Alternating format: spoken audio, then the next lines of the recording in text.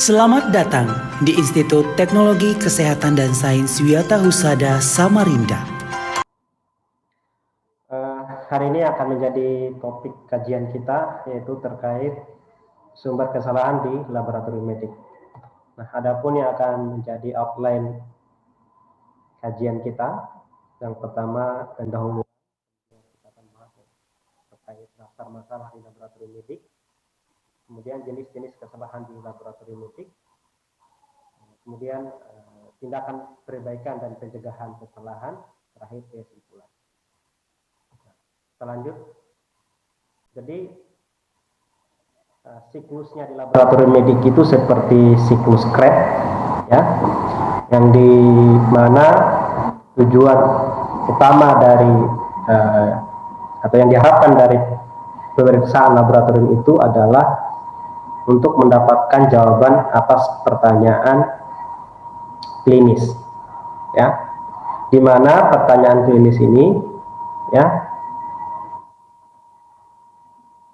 diajukan oleh klinisi, ya, melalui permintaan pemeriksaan laboratorium, ya, yang kemudian oleh laboratorium, ya, dalam ini ATLM akan melakukan pengambilan spesimen terhadap permintaan pemeriksaan pasien, ya, kepada laboratorium. Nah, spesimen yang diperiksa tersebut kemudian dianalisis, kemudian diinterpretasi dan dilaporkan. Harapannya adalah apa yang menjadi pertanyaan klinis tadi terjawab dengan hasil pemeriksaan yang dihasilkan oleh laboratorium. Nah, dalam proses pemeriksaan laboratorium tersebut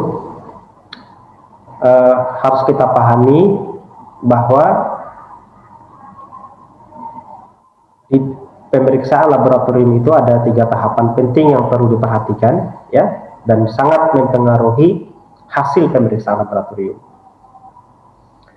Nah, menurut penelitian dan beberapa penelitian menyimpulkan bahwa pemeriksaan laboratorium di tahap preanalitik itu menyumbang tingkat kesalahan tertinggi, ya, dari 3 tahapan yang ada, ya, yaitu sekitar 57,3%. Kenapa ini bisa terjadi? Kalau kita lihat, kita zoom lagi lebih dalam, ternyata di tahap preanalitik ini kita bisa klasifikasi dalam 2 kategori. Yang pertama di outside laboratory, di luar laboratorium. Yang kedua di laboratorium, ya. Nah, ternyata di luar laboratorium itu menyumbang 20,2%. Sementara di dalam laboratorium itu tahap pre-analitik di dalam laboratorium itu menyumbang 37,1%, ya. Nah, oleh karena itu tahap pre-analitik ini sangat berkaitan dengan persiapan pasien, ya, proses pengambilan spesimen. Karena di tahap pengambilan spesimen ini yang paling banyak atau paling sering terjadi kesalahan, ya, terutama terkait dengan pemilihan vena, ya, kemudian pembendungan, ya, pembendungan lengan, kemudian penggunaan tabung untuk menampung spesimen darah, ya, order of draw-nya, ya, urutan pengisian tabung itu seringkali terjadi kesalahan, ataupun penggunaan tabung yang tidak tepat untuk menampung spesimen sesuai dengan jenis pemeriksaannya. Nah, jadi sebenarnya di tahap preanalitik itu lebih banyak dipengaruhi oleh faktor teknis, ya, faktor teknis yang berhubungan langsung dengan aktivitas individu atau personal. Nah, di sini kita akan fokus membahas terkait di tahap analitiknya. Nah, kalau kita lihat ternyata daftar masalah laboratorium medik itu ya secara umum kita bisa klasifikasikan dalam dua kelompok ya. Ini menurut Menkes nomor HK 0107/Menkes/313/2020 tentang standar profesi ahli teknologi laboratorium medik. Di situ disebutkan bahwa daftar masalah laboratorium medik itu yang pertama masalah yang terkait dengan pelayanan laboratorium medik. Nah, masalah yang terkait dengan pelayanan laboratorium medik ini berkaitan dengan proses persiapan pasien sampai pelaporan hasil. Nah, berarti kita dapat klasifikasikan di sini terkait bagaimana tahap pre-analitiknya ya. Sumber masalah yang terjadi tahap pre-analitik itu apa saja ya. Kemudian di tahap analitik itu apa saja dan di post analitik itu apa saja ya. Nah, kalau kita bicara masalah yang terkait di tahap analitik itu, yang pertama adalah terkait dengan identitas pasien.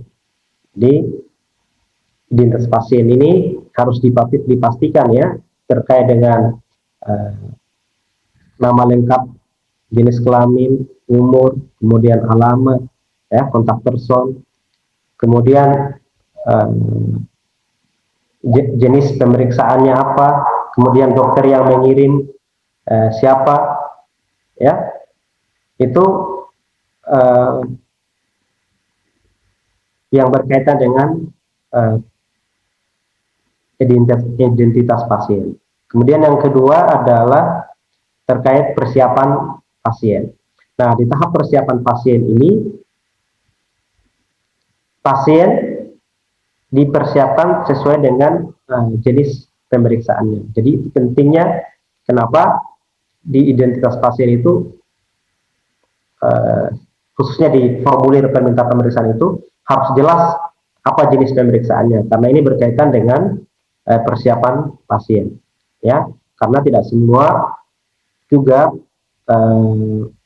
parameter yang akan dilakukan pemeriksaan itu membutuhkan persiapan pasien, ya, tapi ada beberapa parameter yang membutuhkan persiapan pasien. Nah, kemudian baru yang pertimbangan berikutnya adalah proses pengumpulan spesimen. Jadi pengambilan dan pengumpulan spesimen. Ini juga tadi saya katakan di awal sering terjadi kesalahan. Ya. Kemudian ternyata yang perlu juga diperhatikan di tahap analitik ini adalah faktor dalam individu pasien itu sendiri, ya, terkait dengan penggunaan alkohol, penggunaan obat, aktivitas fisik, ya, dan seterusnya, ya. Nah, itu juga sangat mempengaruhi hasil laboratorium, ya. Kemudian yang berikutnya adalah terkait dengan penanganan dan penyimpanan spesimen termasuk pengiriman spesimen.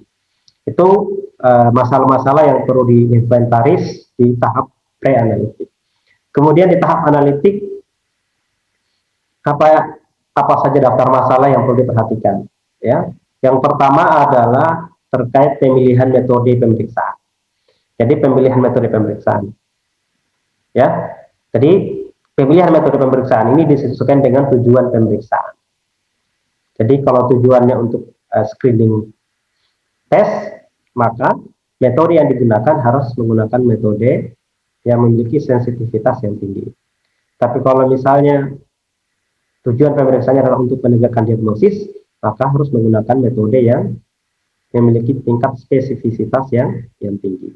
Tentu metode yang baik adalah metode yang memiliki tingkat sensitivitas dan spesifisitas yang tinggi.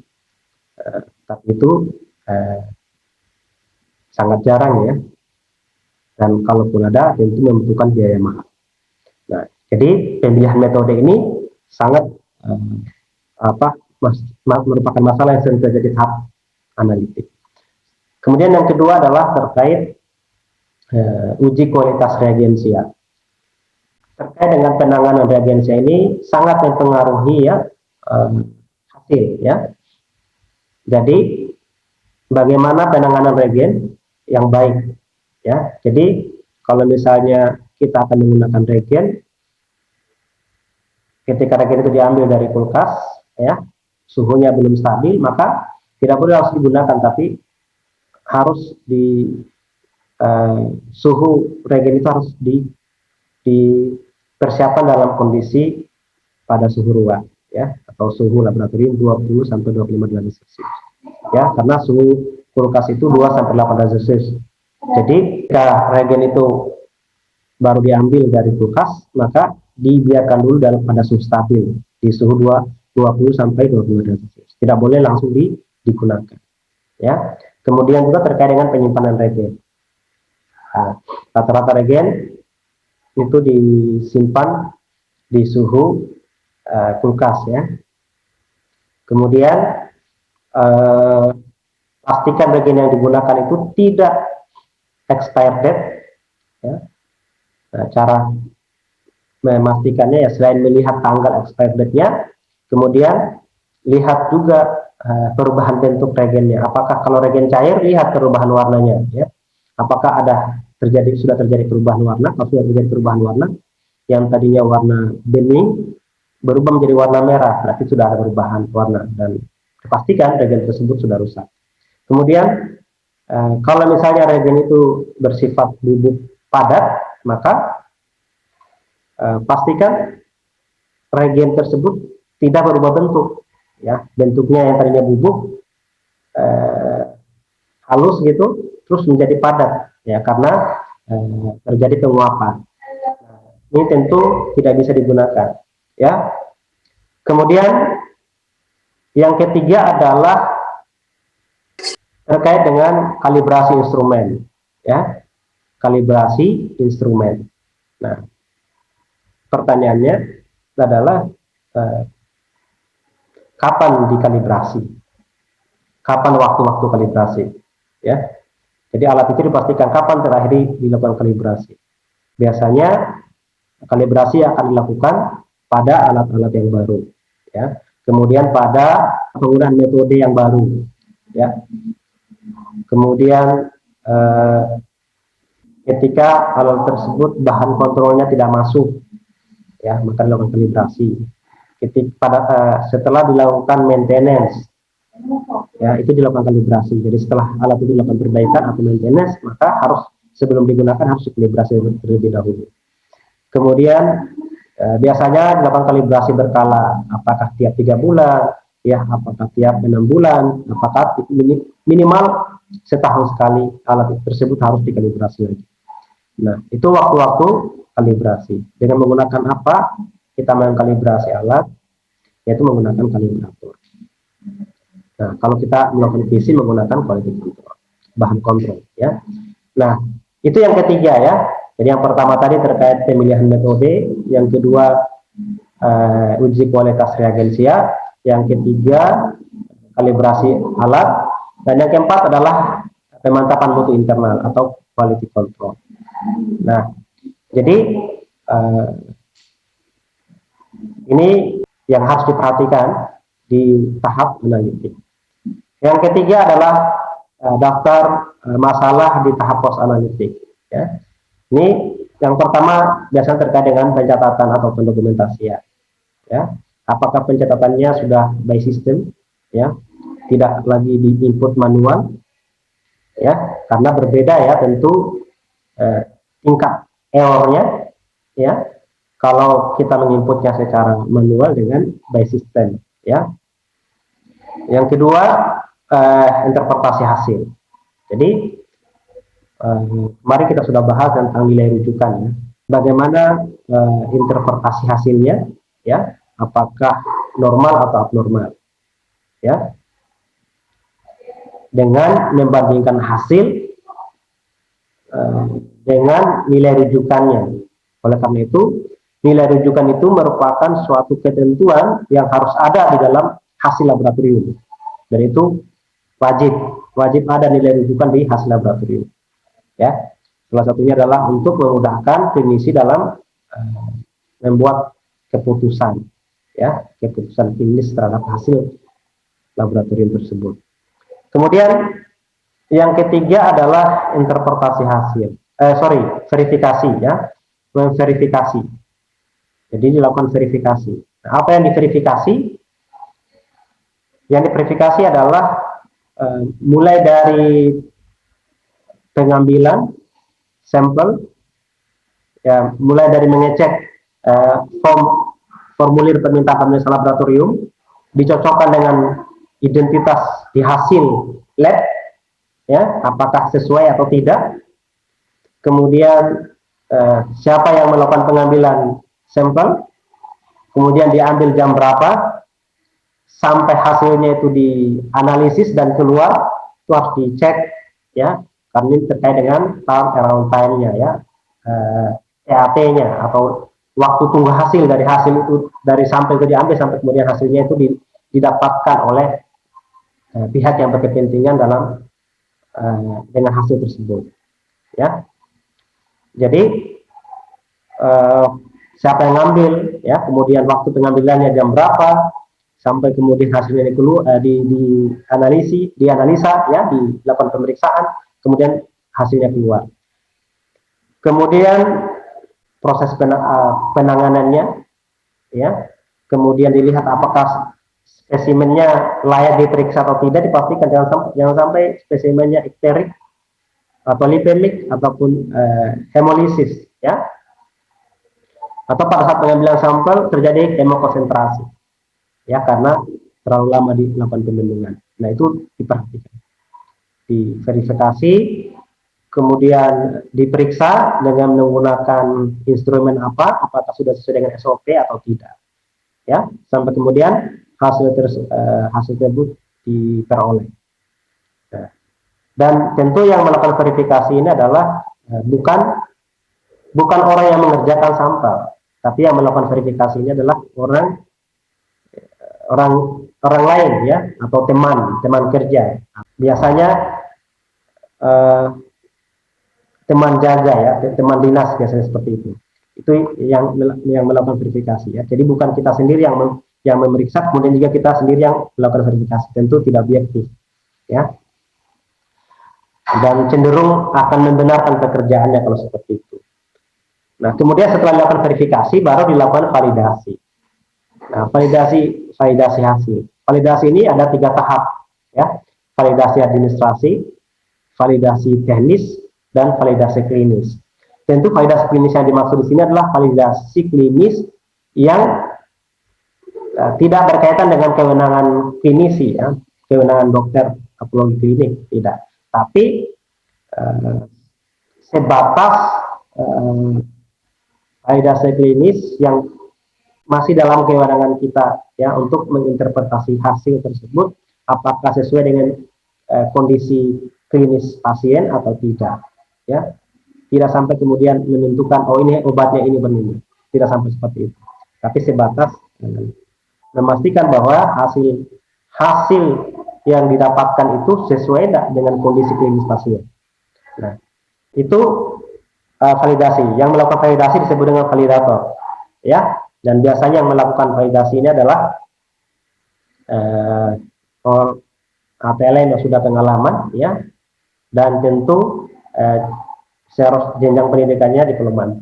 Kalaupun diploma 3 harus sudah punya jam terbang. Apakah diploma 4 bisa langsung? Tidak. Tentu harus dilatih, ya, dilatih terlebih dahulu dan diuji apakah bisa atau tidak melakukan validasi. Nah, setelah hasil itu divalidasi,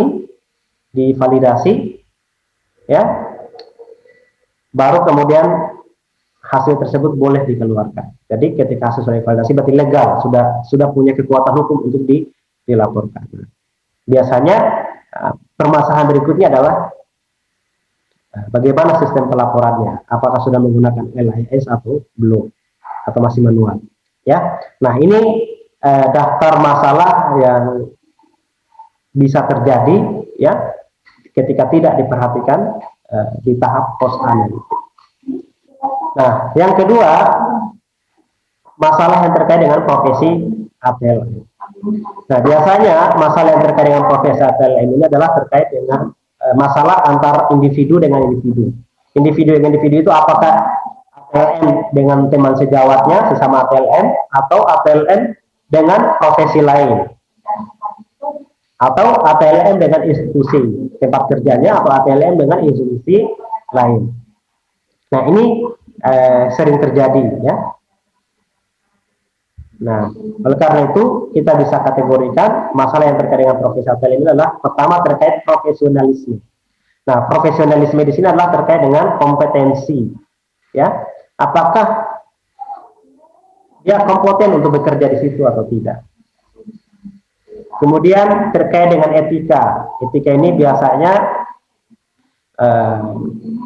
terkadang kita keceplosan ya kepada pasien itu melaporkan hasil langsung kepada pasien, padahal itu melanggar etika. Tidak boleh menyampaikan hasil langsung kepada pasien karena etikanya tidak seperti itu ya. Tapi karena yang mengirim pasien ke dokter, maka hasilnya harus disampaikan ke dokter. Nanti dokter akan menyampaikan hasil tersebut ke pasiennya langsung. Kemudian juga biasanya terkait dengan membuka hasil lab. Jadi seorang ATLM harus mampu menjaga kerahasiaan hasil laboratorium. Kemudian terkait dengan disiplin. Nah, ini terkait dengan disiplin kerja ya. Biasanya terlambat ya. Kemudian tidak mengerjakan pekerjaan dengan tuntas. Ya, itu terkait dengan disiplin. Kemudian hukum. Ini terkait misalnya apakah ada malpraktek atau tidak. Nah, oleh karena itu, seorang ATLM ketika bekerja di layanan kesehatan, khususnya di laboratorium, maka harus dipastikan memiliki dokumen yang lengkap. Nah, apa saja dokumen yang lengkap itu? Yang pertama, tentu punya ijazah sebagai ATLM. Yang kedua, punya STR, ya, punya surat tanda registrasi sebagai tenaga kesehatan. Untuk mendapatkan STR harus punya sertifikat kompetensi. Kemudian yang ketiga, harus punya SIP, surat izin praktek di tempat tersebut. Ya, dan yang keempat adalah punya ethical clearance, punya surat kewenangan klinis dari pimpinan institusi di mana dia bekerja. Nah, 4 dokumen ini wajib dimiliki oleh seorang ATLM ya sebelum atau ketika dia bekerja di suatu layanan laboratorium. Nah, 2 masalah inilah yang kita harus waspadai ya di dalam laboratorium medik. Nah, sekarang kita zoom lebih dalam lagi terkait jenis kesalahan di dalam pemeriksaan laboratorium. Jadi yang disebut dengan jenis kesalahan atau kesalahan yang terjadi di laboratorium medik itu adalah ketika terjadi perbedaan nilai ukur dan nilai sebenarnya atau perbedaan nilai ukur dari pengukuran berulang terhadap rata-rata ya, terhadap rata-ratanya. Nah, ini yang disebut dengan variasi atau error atau kesalahan. Nah, biasanya variasi itu terjadi bisa dikelompokkan dalam 2 kelompok, variasi biologis ataupun variasi teknis. Ya, variasi biologis ini biasanya berkaitan dengan internal individunya, ya, internal individu pasien apa saja itu berkaitan dengan si pasiennya sendiri ya, kondisi pasien. Apakah pasiennya ketika pada saat dilakukan pemeriksaan terjadi demam, apakah pasiennya sebelum melakukan pemeriksaan mengkonsumsi obat, mengkonsumsi alkohol atau beraktivitas fisik ya, berolahraga, yang itu kemudian bisa mengganggu hasil laboratorium itu sendiri ya, atau variasi antar individu, berarti ini antar pasien, variasi antar pasien pada jenis pemeriksaan yang sama. Nah, itu harus diamati ya. Kemudian yang kedua adalah terkait dengan variasi teknis. Nah, variasi teknis ini adalah kesalahan yang terjadi yang berhubungan langsung dengan proses analisa. Ya. Nah, variasi teknis ini ada 3 kesalahan teknis yang biasa terjadi di laboratorium. Yang pertama adalah kesalahan acak atau random error. Ya. Yang kedua adalah kesalahan sistematik atau systematic error. Dan yang ketiga adalah total error. Nah, total error ini adalah gabungan antara kesalahan acak atau random error dan kesalahan sistematik atau systematic error. Ya, jadi kita akan kupas ya lebih dalam lagi terkait dengan variasi teknis ini. Ya, kita lihat. Jadi random error atau kesalahan acak itu merupakan variasi atau penyimpangan yang disebabkan karena inkonsisten, ya, inkonsisten dalam proses analisa. Yang mana yang disebut dengan inkonsisten itu ketika kita melakukan pengukuran berulang, melakukan pengukuran bahan kontrol secara berulang, ya, kemudian didapatkan hasil yang memiliki selisih yang berjauhan, ya, nah, itu yang disebut dengan inkonsistensi, ya, inkonsistensi. Jadi biasanya inkonsistensi ini dinyatakan dalam impresisi, ya, impresisi yang dapat dilihat dengan mengukur nilai standar deviasi, nilai SD atau nilai koefisien variasi atau CP, ya. Nah, jadi di sini kita bisa lihat random error itu bisa ditentukan dengan melihat nilai SD dan CV-nya. Jadi kesalahan acak itu akan mempengaruhi nilai standar deviasi atau SD, ya, atau nilai koefisien variasinya. Ya, jadi ketika nilai SD dan CV itu tinggi, maka itu menggambarkan tingginya kesalahan acak. Ya. Nah, kemudian systematic error, kesalahan sistematik, ini variasi atau penyimpangan yang disebabkan karena konsisten yang menyebabkan perubahan akurasi. Maksudnya adalah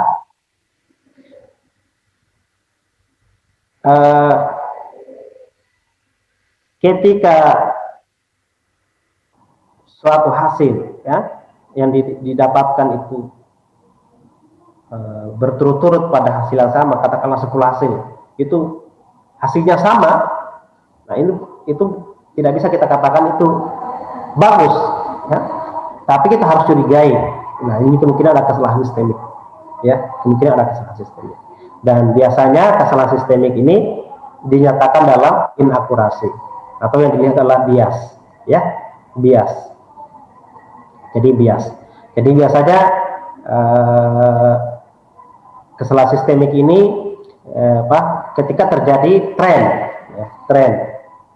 Misalnya trennya naik terus, ya. Nah, ketika hasil itu naik terus, itu harus dicurigai, oh, jangan-jangan ada masalah, ya. Kan normalnya kan dia terdistribusi normal, ya. Tapi ini hasilnya naik terus, tren, ya. Atau trennya itu turun, ya. Nah, ini perlu dicurigai kemungkinan ada kesalahan. Nah, itu sebenarnya kesalahan sistemik. Ya, jadi semakin tinggi nilai bias, maka itu menggambarkan terjadinya kesalahan sistemik, ya, tingkat tingginya kesalahan sistemik yang terjadi. Kemudian yang ketiga adalah total error. Jadi kalau total error adalah kombinasi antara random error dan systemic error. Nah, biasanya total error ini adalah untuk melihat performance dari hasil pengukuran laboratorium kita itu. Apakah performance-nya baik atau tidak? Ya, atau apakah total penyimpangan yang terjadi di laboratorium kita itu bisa diterima atau tidak? Ya, apakah tidak mengganggu interpretasi klinis atau tidak? Nah, untuk memastikan itu, maka total error hasil pengukuran laboratorium kita itu harus kita bandingkan dengan total error allowable, total error yang ditoleransi atau disebut dengan TEA, ya. Jadi total error dibandingkan dengan TEA.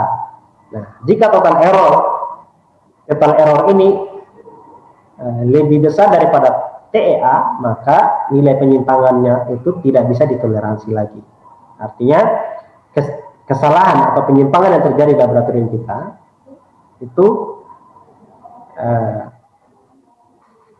sudah tidak bisa ditoleransi lagi, ya.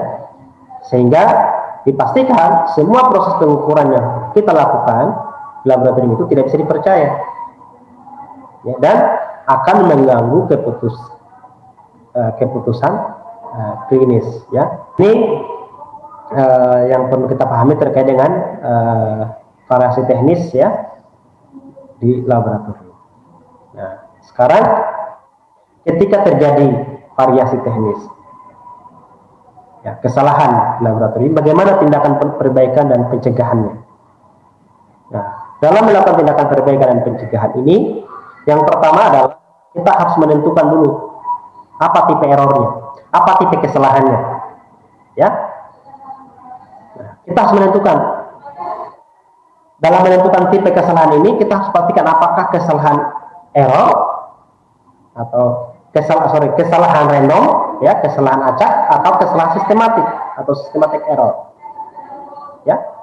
Jadi dalam menentukan random error dan atau systematic error ini adalah merupakan clue, ya, clue awal. Jadi tahapan awal dalam menentukan investigasi. Jadi ketika kita ingin menginvestigasi sebuah apakah terjadi kesalahan di laboratorium atau di proses teknis, ya, analisa laboratorium atau tidak, itu yang pertama menentukan dulu random errornya, ya, apakah random error atau systematic error. Nah, random error dan systematic error ini, bagaimana cara memastikan ini random error atau systematic error? Yaitu dengan cara melihat grafik QC-nya, ya, grafik QC-nya, ya, grafik quality control-nya. Itu grafik Levy-Jennings chart atau Levy-Jennings chart atau grafik Levy-Jennings, ya. Kita lihat grafiknya, grafik Levy-Jennings-nya, ya.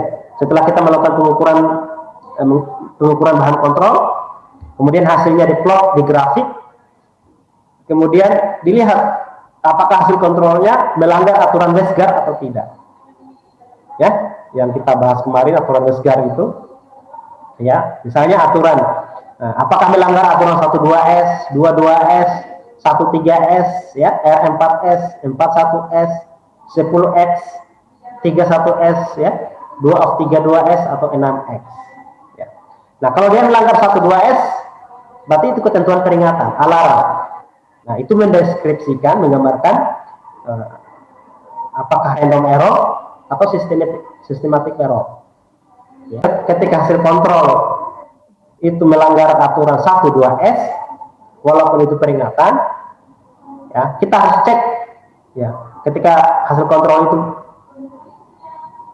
berada di 12S, ya, maka kita cek hasil kontrol kemarin atau hasil kontrol pada level yang berbeda, ya, ketika dibaca bersamaan. Nah, kemudian 22S. Nah, kalau misalnya hasil kontrol itu melanggar aturan 22S, berarti penolakan. Itu menggambarkan systematic error. Kemudian 13S, itu juga merupakan ketentuan penolakan. Tidak boleh dilakukan running, tidak boleh dilakukan pemeriksaan sampel pasien. Dan 13S ini menggambarkan kesalahan acak, ya, random error. Kemudian R4S merupakan ketentuan penolakan, yaitu menggambarkan random error. Tapi catatannya, kita menerapkan aturan R4S ini ketika kita menggunakan dua level kontrol. Jadi aturan R4S ini digunakan hanya pada laboratorium yang menggunakan dua level kontrol, ya. Nah, ketika kita menggunakan dua level kontrol dan melanggar aturan R4S, itu penolakan, menggambarkan random error. Kemudian 41S. 41S ini penolakan, menggambarkan systematic error. 10X itu juga penolakan, menggambarkan systematic error. Kemudian 31S itu penolakan, ya, menggambarkan systematic error. Nah, kita menerapkan aturan 31S ini, ya, ada aturan 31S, 2 of 32S, kemudian 6X. Kita menggunakan aturan ini menerapkan aturan ini apabila laboratorium kita dalam melakukan QC menggunakan 3 level kontrol. Menggunakan 3 level kontrol. Ya, biasanya level normal, level abnormal. Abnormalnya itu level low, yang level rendah, kemudian ada level high, yang level tinggi. Ya. Nah, ketika menggunakan 2 level itu, nah, kalau ketika menggunakan 3 level itu, ya, baru kita menggunakan aturan 31S, 2 of 32S, dan 6X. Dan ketika hasil kontrol melanggar aturan 31S, 2 of 32S, 6X, itu semua merupakan ketentuan penolakan dan menggambarkan kesalahan sistemik. Nah, jadi kita bisa melihat di sini bahwa ternyata di laboratorium itu kesalahan yang sering terjadi itu adalah kesalahan sistemik atau systemic error, ya. Dan kesalahan sistemik ini lebih mudah untuk kita lakukan perbaikan dibandingkan dengan kesalahan acak, ya. Kesalahan acak atau random error, ya. Nah, setelah kita menentukan tipe kesalahannya, apakah dia systemic error atau random error, baru kemudian kita melihat penyebab potensialnya, disebabkan oleh apa? Kira-kira disebabkan oleh apa? Nah, kalau tipe kesalahannya adalah random error, maka biasanya dipengaruhi oleh yang pertama, bisa jadi inkubator yang tidak stabil, atau temperatur atau suhu yang tidak stabil. Ya. Yang kedua, listrik yang fluktuatif atau aliran listrik yang tidak stabil. Ya. Yang ketiga, bisa jadi karena penggunaan reagen dan sampel. Ketika kita mengipet reagen itu ada gelembung. Begitu juga ketika kita menggunakan sampel ada gelembung. Jadi ini bisa menyebabkan random error, ya. Atau keausan alat, jadi alatnya itu sudah terlalu tua, ya, itu juga bisa menyebabkan random error, ya. Misalnya alatnya itu selain sudah tua juga banyaknya sampel yang diperiksa, ya. Artinya kalau sampel diperiksa melebihi kapasitas alat, nah tentu ini juga bisa menyebabkan kesalahan acak, ya. Kemudian dan bisa berpotensi juga menyebabkan kesalahan sistemik, ya, bukan hanya kesalahan acak tapi bisa juga kesalahan sistemik. Kemudian individual operator, ini kesalahan individu, ya, terutama pada alat-alat yang masih semi otomatis, misalnya pipetasi, pencampuran, homogenisasi, ya, kemudian inkubasi, ya, itu yang sering terjadi, ya, kesalahan individual. Kemudian pencampuran tidak adekuat. Tadi saya katakan, ya, proses homogenisasi ketika kita masih menggunakan alat semi otomatis, otomatis kan kita pipet sendiri, ya, kita pipet sendiri reagen, kemudian dipipet sampai baru dicampur, ya. Kemudian tingkat pipet kurang rapat, ya. Ketika kita mempipet, kita menggunakan tipnya itu dipasang di mikro pipet, tidak pas, ya. Kemudian adanya aliran cairan di pipet, ya, atau penggunaan pipet yang tidak bersih. Nah, ini penyebab potensial, ya, yang bisa menyebabkan kesalahan yang menjadi penyebab random error atau kesalahan acak. Nah, yang kedua adalah penyebab potensial pada kesalahan sistematik. Nah, systematic error ini berhubungan dengan faktor biasanya karena perubahan lot reagen, ya, perubahan lot reagen. Nah, tentu ketika kita melakukan perubahan lot reagen, ya, maka semua juga berubah, ya, apakah metodenya, ya, kemudian biasanya harus alat dikalibrasi lagi, kalibrasi ulang, ya, ketika kita menggunakan lot number reagen yang berbeda, ya. Kemudian begitu juga kalibrator, ya. Jadi adanya perubahan lot kalibrator itu bisa menyebabkan kesalahan sistemik. Ya, kesalahan nilai kalibrator, persiapan regen yang tidak sesuai, ya, kerusakan regen atau kalibrator, regen yang rusak ataupun kalibrator yang rusak, ya, itu bisa semua mempengaruhi kesalahan sistemik. Ya, kemudian penyimpanan regensi atau kalibrator yang tidak sesuai, volume bibit tidak sesuai, lampu fotometer, ya, temperatur yang salah, dan juga prosedur yang salah. Ini semua penyebab potensial yang bisa menyebabkan systemic error. Ya. Sampai di sini ada yang mau ditanyakan? Ada pertanyaan, teman-teman? Tidak ada. Kalau tidak ada, saya lanjut ya. Oke.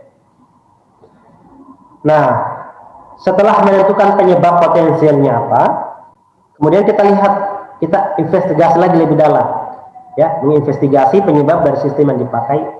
Apakah penyebab kesalahan itu pada sistem yang dipakai bersama?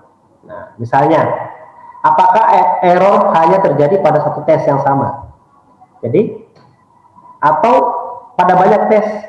Nah, bila terjadi pada banyak tes, maka biasanya troubleshooting-nya itu diarahkan pada sesuatu yang digunakan bersama-sama dalam tes tersebut. Misalnya, ya, panjang gelombang alat, kemudian lampu, biasanya metode deteksinya, ya, kemudian kalibrator.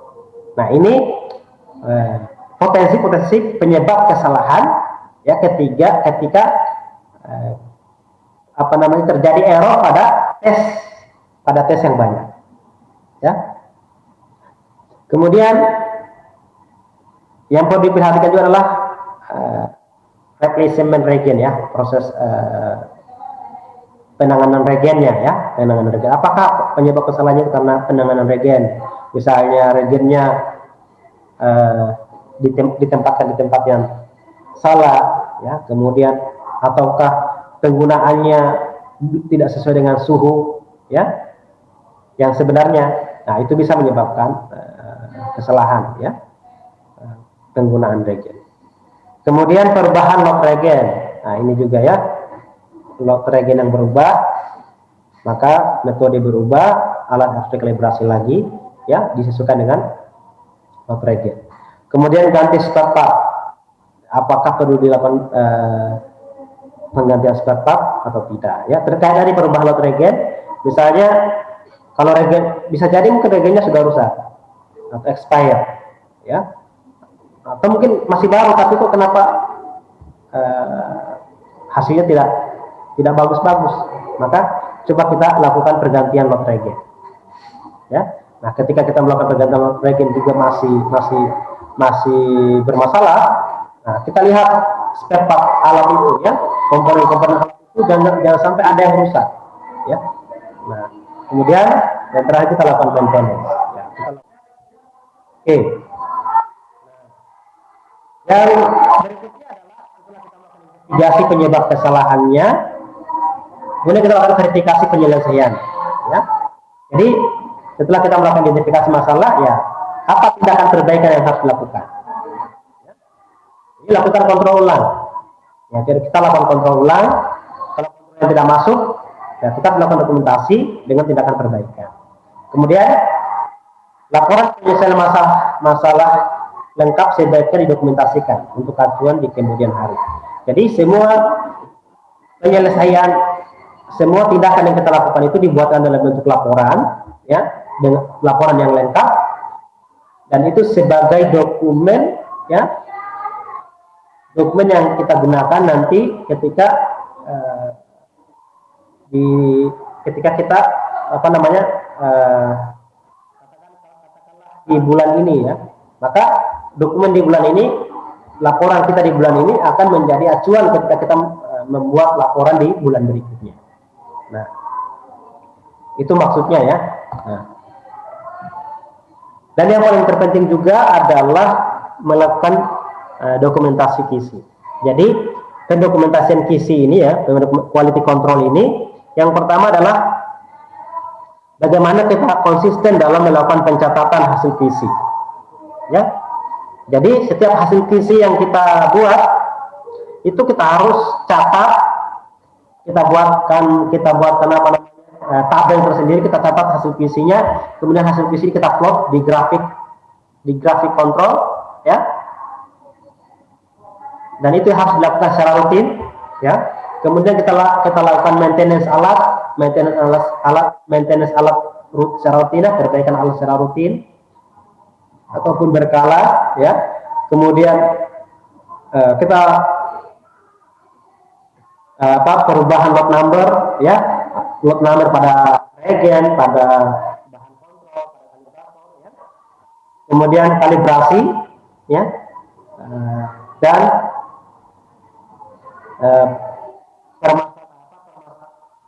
masalah pada PLC dan apa tindakan koreksi.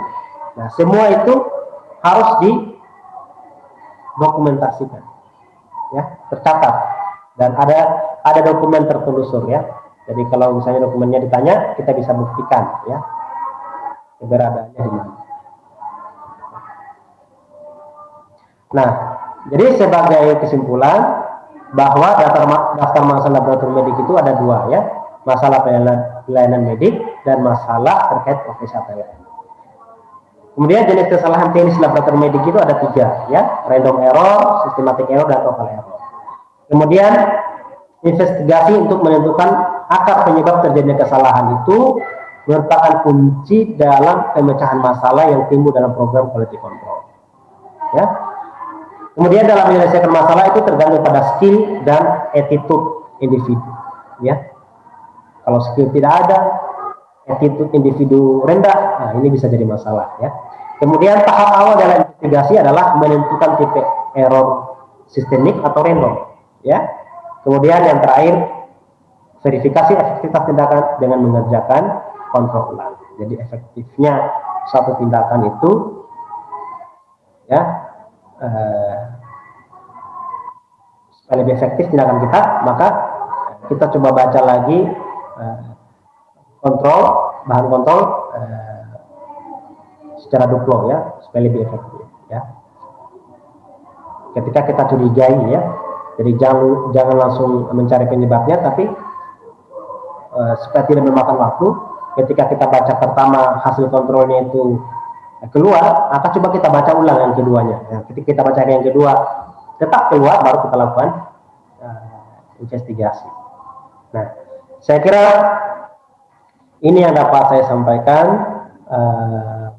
terkait materi kajian ini, ya, topik ini. Kalau ada yang mau ditanyakan, saya persilahkan, ya.